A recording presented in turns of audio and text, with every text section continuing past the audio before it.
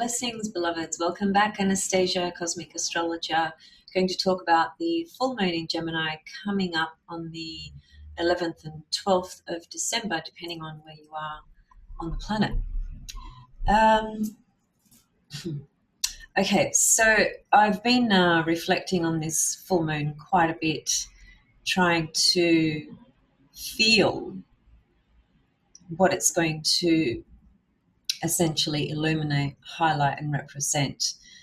There's some interesting aspects to it. The main aspect being the square to Neptune. I really want to talk about that. This is actually a really good opportunity with this full moon to discuss some key points in terms of the mental faculty and just how we process information, because the full moon is in Gemini, right? We're really dealing with the polarity of Gemini and Sagittarius, because the sun is in Sagittarius and the full moon will be in Gemini.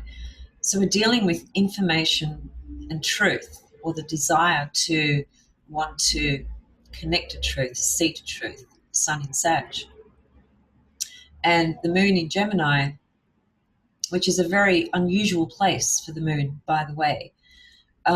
If you think about the natural order of the zodiac, starting at Aries, the entire zodiac is a developmental process that unfolds in every human being. Starting in Aries, going into Taurus, and then Gemini. Gemini is the first encounter of the mind, the left brain. It's the first encounter with the world of speech, communication, ideas, thoughts, learning, etc. And it's the first encounter with the world of opposites. Gemini is the one archetype that classically splits things up: black, white, right, wrong, day, night.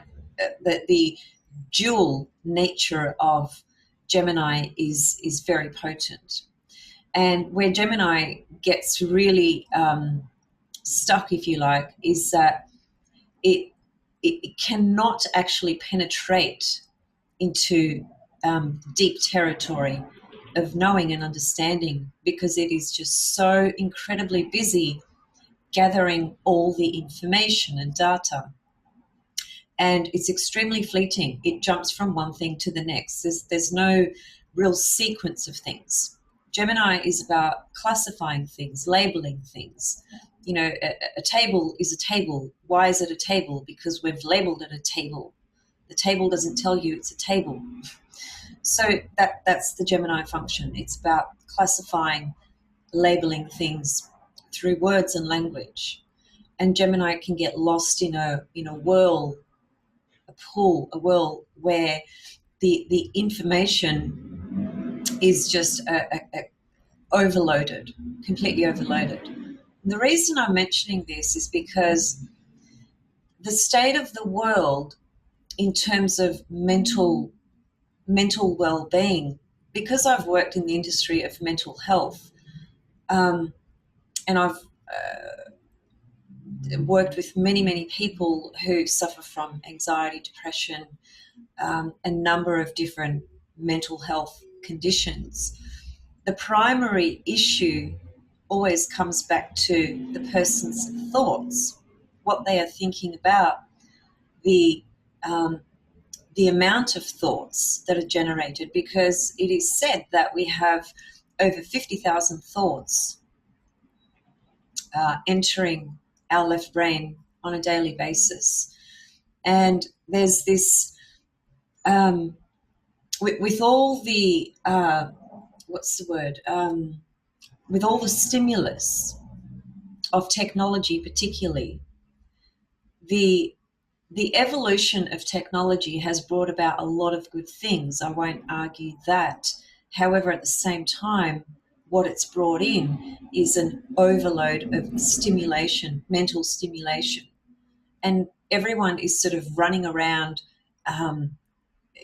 absorbing all this mental data, most of which means nothing. And it's just it just becomes this overload, sheer exhaustion to our brain.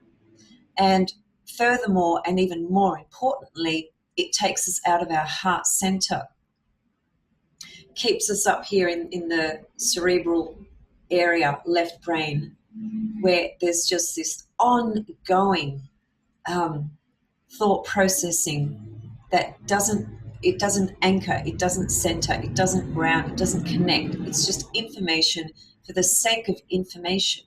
And that's Gemini at its worst. And Gemini, its opposite is Sagittarius. What does Sagittarius do?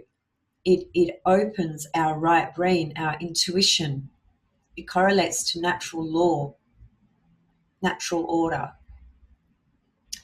It opens us up into the sphere of expanding our consciousness into intuition and connecting to an inner standing and an understanding of fundamental truth. But it is Gemini that has the opinion of the truth or information. So, I mean, it's important to understand that when we're looking at the full moon in Gemini, we're not just looking at the moon in Gemini, we're looking at the sun being opposite, right? The sun is conjunct Pallas Athena in Sagittarius with this full moon as well, which is very interesting to me. I'll talk about that as well. So the full moon in Gemini is an unusual place as well, because it is the first encounter, as I said, of the mental faculty of a human being. It's the first air sign. Air represents mind, ideas, thinking, communication, information, data, collecting all this mental data. That's Gemini.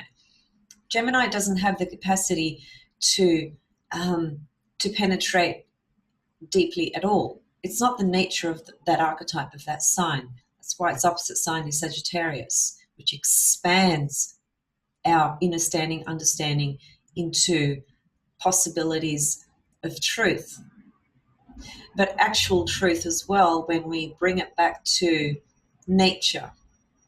Nature is the most evident experience of truth. Nature doesn't lie. We can see truth in nature, which is why Sagittarius correlates to this natural law, which is reflected through nature. Gemini has not, in the natural order of the zodiac, we haven't yet encountered water, emotion, feeling, sensitivity, empathy, compassion. We enter that when we leave Gemini and go into the sign of Cancer. Cancer is the first water sign that takes us into that world of empathy, emotion, feeling, sensitivity, and so forth. So Gemini lacks empathy to begin with. It's not a sign that has empathy, nor does it have the desire to want to explore or even understand feelings. It actually, it gets really freaked out by feelings, Gemini. It's not within its nature. So the archetype of Gemini is simply about left brain information collecting, classifying, and labeling. And that's fine, because that's its purpose and its function. The full moon in Gemini is obviously going to be a process of illumination, because the full moon always illuminates whatever sign it's in and whatever is happening with that chart. So the illumination that's going to come through, in my view, can be just a lot of misplaced information, details, and facts. So I think what we need to really be careful of with this full moon is to not get caught up in the world of information and what he said, what she said, what he's saying, what she's saying, and so forth. That's a futile path. The square to Neptune into this full moon is a very, very interesting aspect, and it's fairly close. It's only about 4 degrees. I'll show you the chart in a moment. The square to Neptune can really blow things out of proportion from the level of the glamorized projected aspect of Neptune. Now, Neptune on its own, because it is the most unusual vibration relative to this Earth dimension, this 3D reality, Neptune contains the entirety of everything. Hence, it's the ultimate truth, oneness. There's no division. There's no this and that. With Neptune, everything is contained within the absolute oneness, divinity, source, creation to all things. It's all encapsulated in there. And it's truly the vibration experience of ecstasy, because it takes us into the sphere of the ultimate truth and unconditional love at its most purest form. Not the love that we label as humans, which is often condition based. I will love you because you did this for me. I love you because you are this and you are that and you are whatever. That's conditioned human love. But real love has no boundaries, has no conditions. It just is. We've very rarely experienced that with other human beings. I think the closest level of that experience would be through our own heart and soul as connected to the divine. And I mean, we're all connected to the divine. There's no question of that. But the awareness, experience, personal experience of that in your own heart center is what allows you to get a glimpse of that, to connect to that, to feel that in some kind of capacity.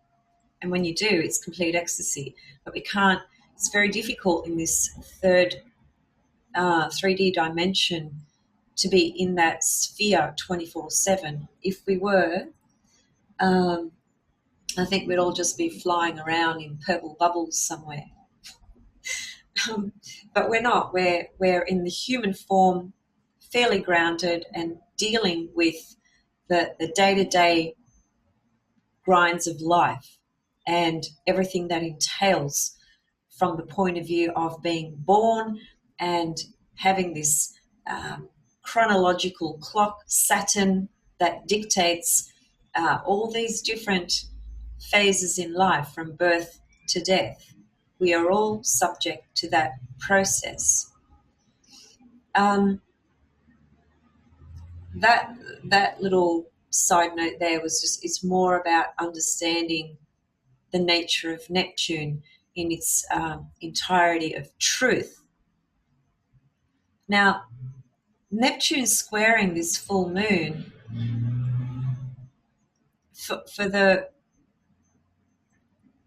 most of it, it's going to be more or less projected through the glamour of Neptune, which is always about having really high ideals and expectations.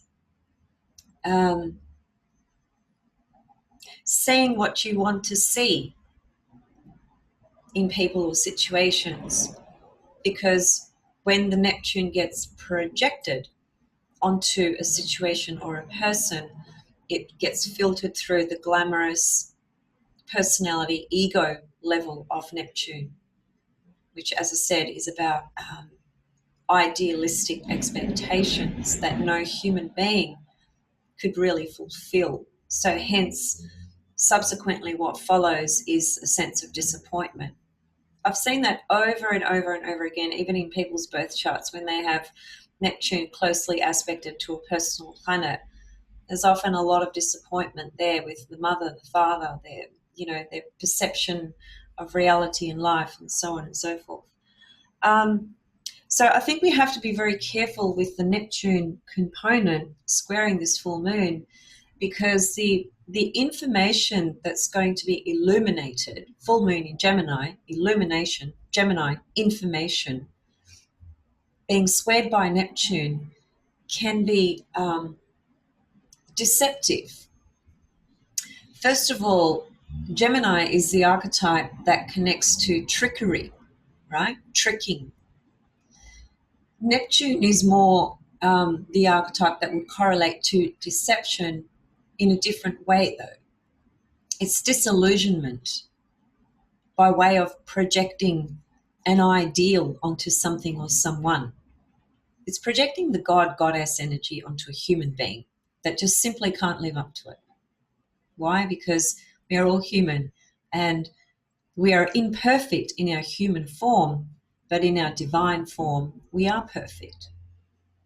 But in the human form, what we see is our flaws and imperfections as much as our beautiful qualities and aspects to our being and so on and so forth. But everything, we see everything in this human form.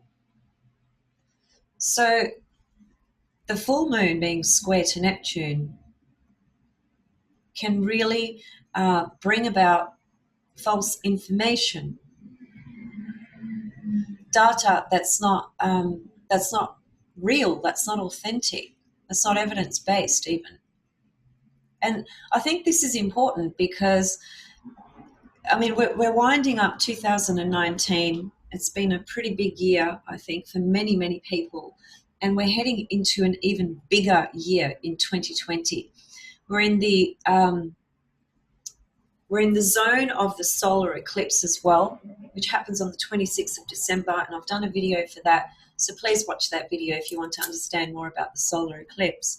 But we're in that vibration as well. That energy is around us now. And for those who have, personal planets in the early degrees of Capricorn, may very well be eclipsed. So the way I see this full moon is it's like a closure where we can have a sense of illumination around all the different types of information that we've gathered ourselves in our own journey. And the point is this, that through this medium of YouTube and technology and internet and so forth, which is the darker side of Gemini. Gemini does have a dark side. The darker side of Gemini is just this, the experience of internet trolls and things like that. That's the darker side of Gemini, and Scorpio too. So where have we arrived when we reflect back on the entire year in our own journey, in our own personal unique journey of evolution? What is the information that is coming to light about what it is we connect to, what it is we have learned, what it is we understand, what it is we believe, what it is we don't believe, things like that. All this stuff is going to be really, really highlighted. And because Gemini is the archetype that connects to being tricked, I think it's important to be really careful about the information you are taking in. There is so much false information online, so much of it.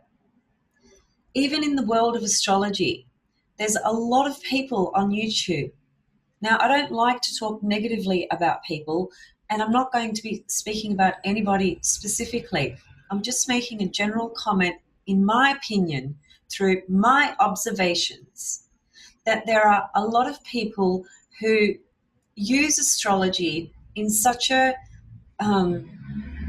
what I would consider a deceptive manner, because people make claims about things that and not even true, and certainly not accurate for people.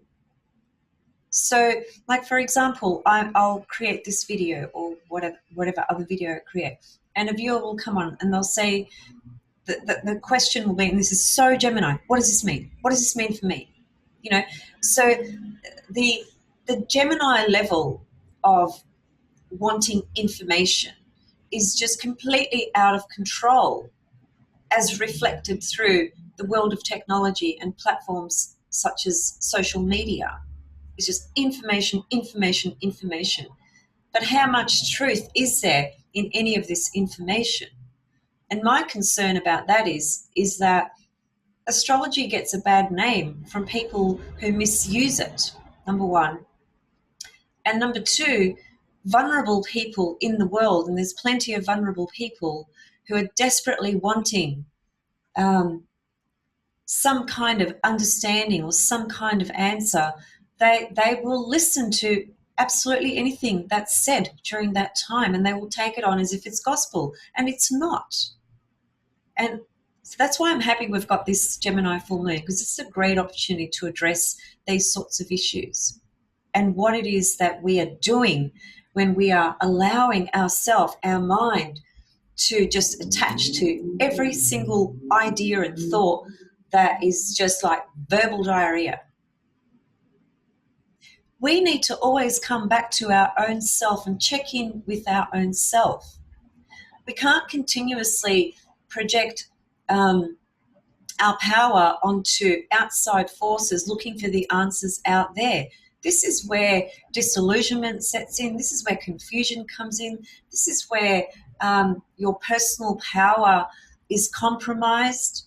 You know, in my work as an astrologer, when I do readings for people, my primary objective is to empower a person to have deeper insight and understanding for the choices that they will make themselves.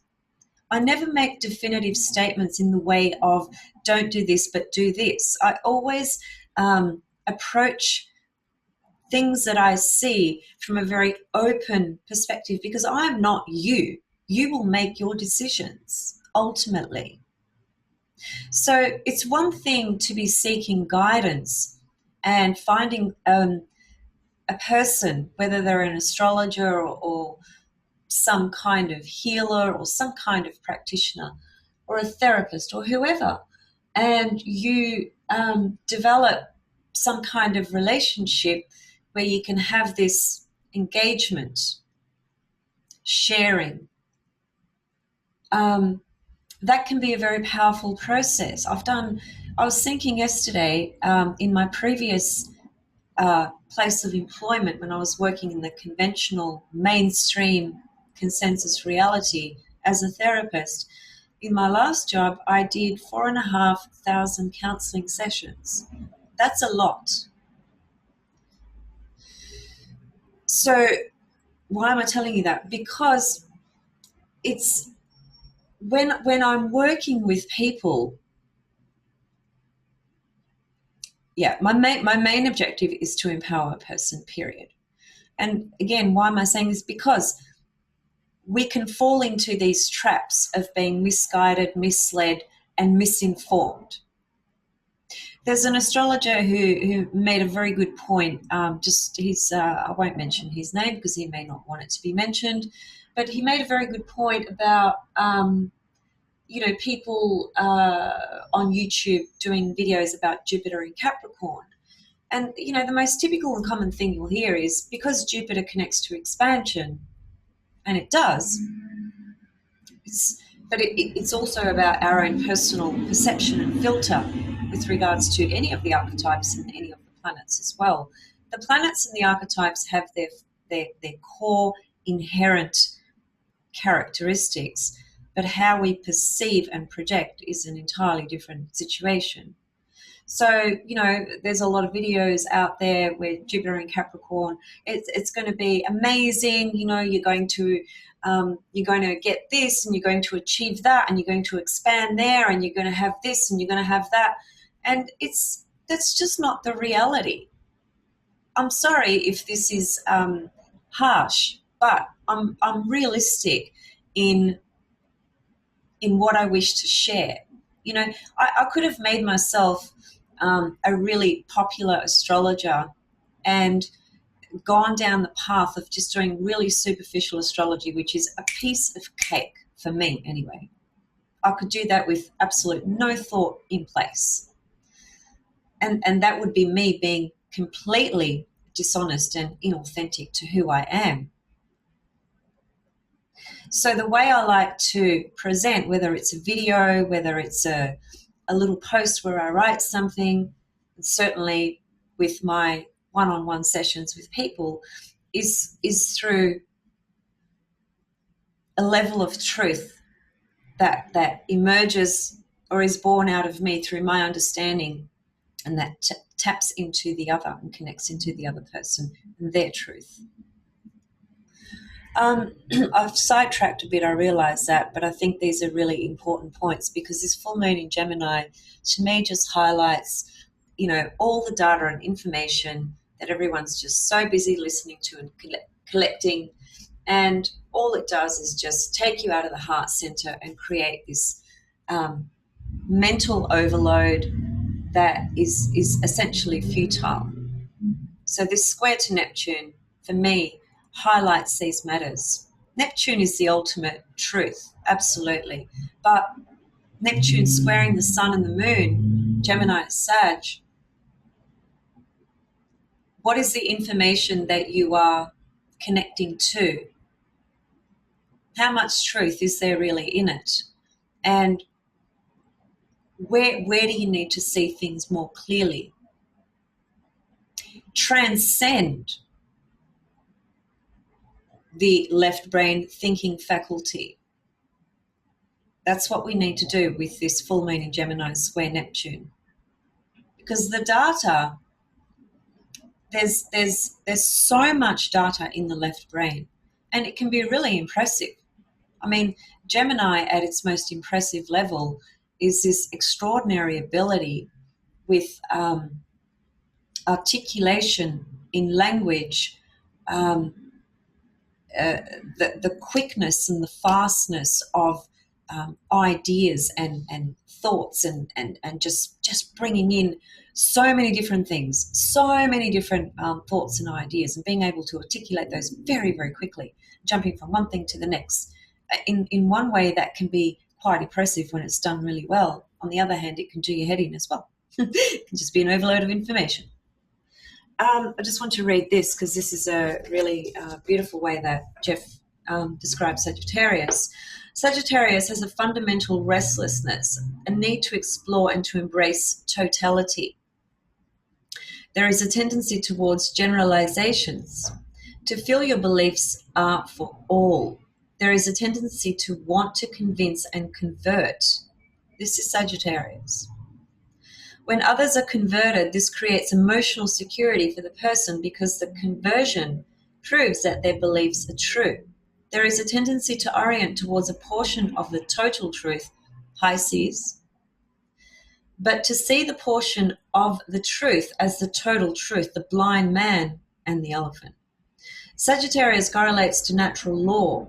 Truth is self-evident within nature.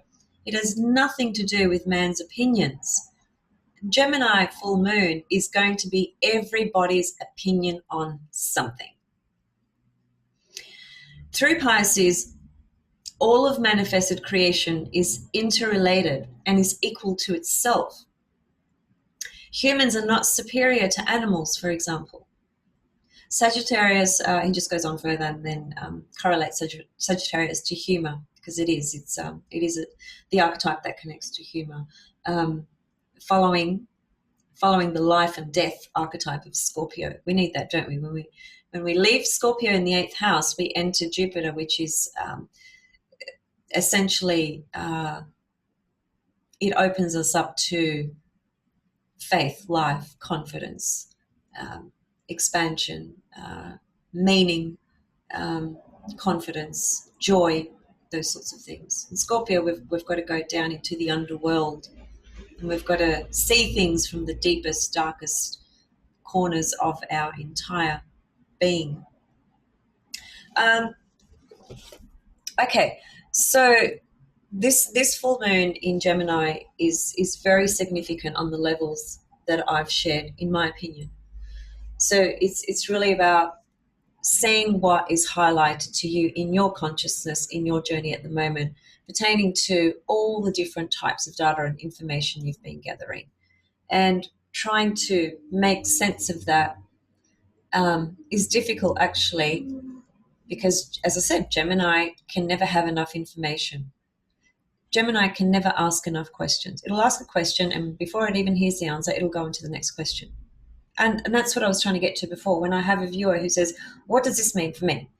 That's the world of Gemini. That's not deep astrology. That's not really seeking to want to understand your own chart and yourself from deep levels. That's just a quick question that whatever answer you get, it doesn't even make a difference. It's just the sake of asking a question and getting an answer and then moving on to the next question.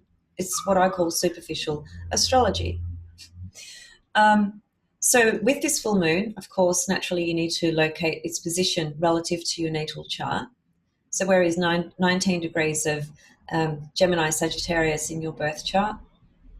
What area of life is that highlighting? Just be very, very mindful of this square to Neptune.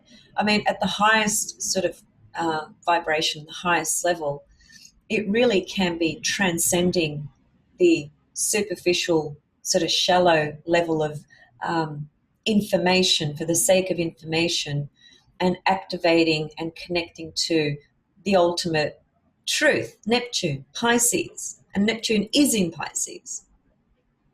And the opposition to Sagittarius is the vehicle, the way that gets us into truth. Gemini is not about truth. Gemini is just about information, period. It's about my opinion, your opinion, everybody's opinion. But my opinion is not necessarily what determines truth. An opinion is an opinion. Truth is born out of Neptune, then it comes back through into Sagittarius for our right brain to actually access and activate and synthesize and integrate and assimilate and understand and understand. And then through Gemini, we verbalize it. We connect some dots, we communicate it, we share it, etc., etc. So you can't really, and these are the three mutable signs we're talking about. Sag, Gemini, Pisces, three mutable signs in this T-square actually is what it is. And mutable energy is always changeable. It's about changeability. So it's this, it's kind of like this whirlwind of energy that's so changeable through this full moon in Gemini, information changing from one to the next. And this can be a problem. This can be a problem because, as I said, it just keeps us into that left linear brain where we don't find meaning through there. We just find another question or another bit of information. Now you can spend the next 6 hours researching something, for example. Well, I don't know if that's a good example. Let's just say that you're just spending a few hours just, getting some information from there, getting some information from there, etc., etc., etc. Well, what do you do with that information once you have it? What does it actually mean? This is where we have to move beyond the level of information and left brain, all right? Ideas, opinions, thoughts, etc. We have to move beyond that, transcend into the Sagittarius so that we can get into the Pisces, which is the ultimate level of truth. The ultimate level of truth that actually resides within all of us anyway.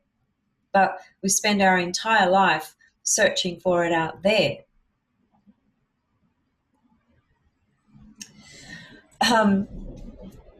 So, yeah, closing the year with this full moon in Gemini, which can be misinformation at its worst.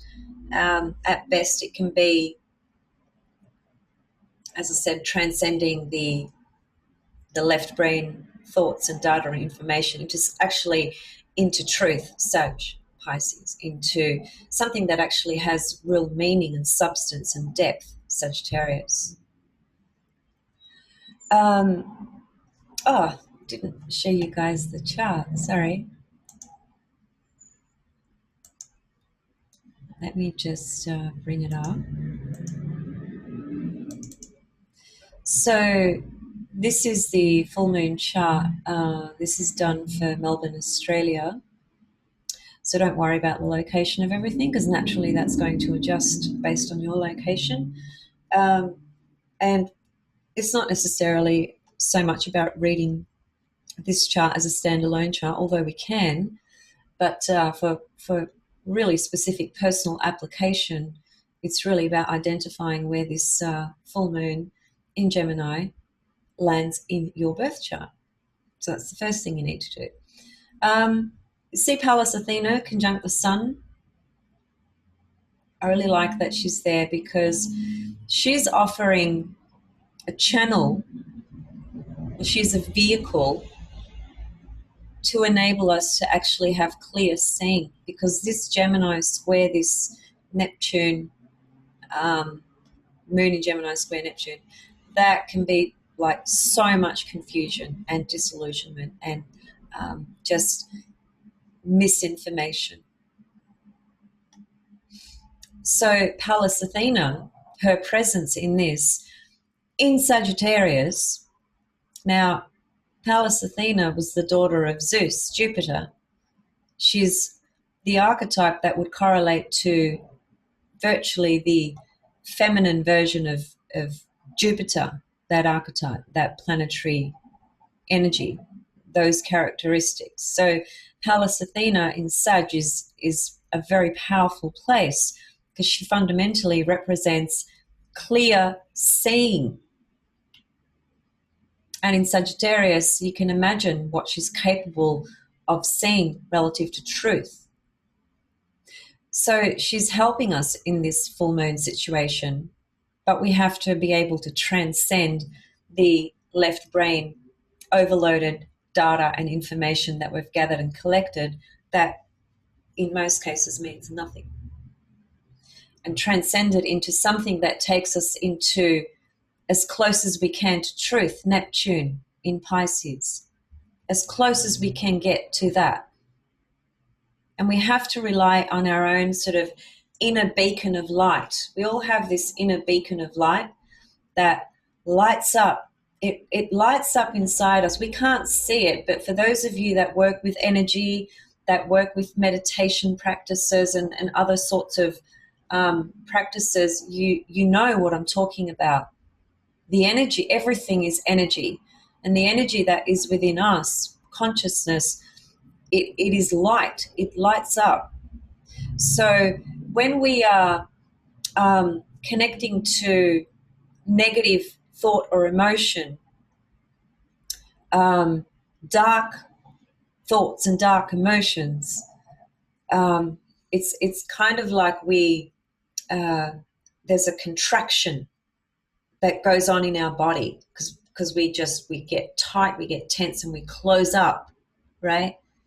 But when we open ourselves through trust, through our heart and through love and through connecting to truth, then the body opens. You know, there's this contraction, expansion, and that light, that beacon of light inside you, the more that is open, the more you will resonate to your own truth within, regardless of the billions of bits of information accessible to everybody on this planet through this through these platforms of social media and technology. And that's where I'll leave it, I think. Just actually before I go,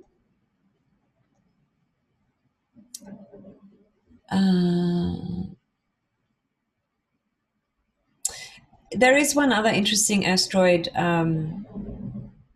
conjunct this full moon, and it's Pandora, the asteroid Pandora. I mean, we all know about Pandora's box, right? You open that and you've got to be prepared to deal with what's there, what comes out. So she's conjunct this full moon. So that says to me that the information that can be opened up and accessed here, we've got to be very, very careful, because anything can come out Pandora's box right on this full moon in Gemini. But I feel the presence of Pallas Athena a lot more, and her ability in enabling us to work with clear seeing. Jupiter's already ingressed into Capricorn. As you can see there, there's a stellium of Capricorn with the South Node series, Saturn, Venus, and Pluto. And in this particular full moon, we have Saturn, Venus, Pluto conjunction. Venus is right at the exact midpoint of Pluto and Saturn. That's a very interesting triple conjunction, and in all honesty, it's not going to be an easy vibration, okay? But it can bring about powerful transformations, connecting to our own journey of what we are currently trying to transform in our life. It's not that everyone's going to experience transformation on this particular day. Nothing happens overnight, nothing. The soul's timing, first of all, the soul's timing is what discerns or determines everything that unfolds and opens in your own life as it does. And the correlation to transits and progressions is the way of seeing the timing of what's going to unfold and the conditions around that pertaining to the archetypes, the planets, and what they describe. So it always comes back to who you are, what's going on in your life, what age are you, what sort of cosmological orientation do you have, what sort of beliefs do you have, what are you dealing with in your life at the moment. You know, we've got to get back to these core elements of our own individual self-nature evolutionary path. Full moon in Gemini is not going to be the same for everybody. Absolutely not. But there's a core theme there that's running through this that will speak to you depending on where it is in your chart, and the matter of truth and overloaded information that is being projected through the filter of Neptune, the square, projected in a way that can create disillusionment in your own thinking. That will speak to perhaps a particular component of your life right now.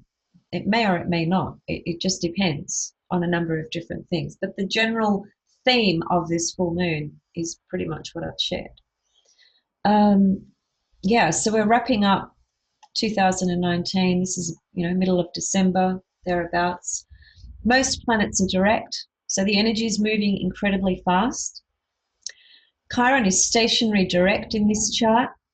I will do a video separately on Chiron going direct. Uranus will be going direct not long after this period, and everything else is moving direct. So there's an amplification of energy being externalized and pushed out. And what that means for each of us is very unique. Okay.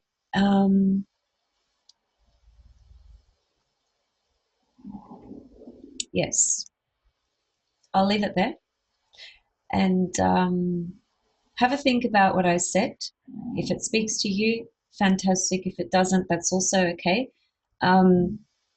Thank you for taking the time to listen and to watch. And as always, please feel free to leave your comments and questions below. Questions, Gemini.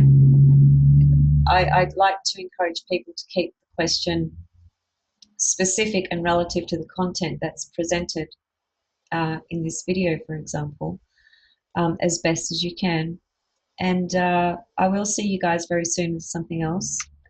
And feel free to email me personally if you wish to have a conversation or you have some inquiries about readings and so forth. Sending you all much love and blessings, and happy full moon in Gemini. And just remember, take it back to the heart, because the information doesn't get you there. The heart does. Much love. Bye.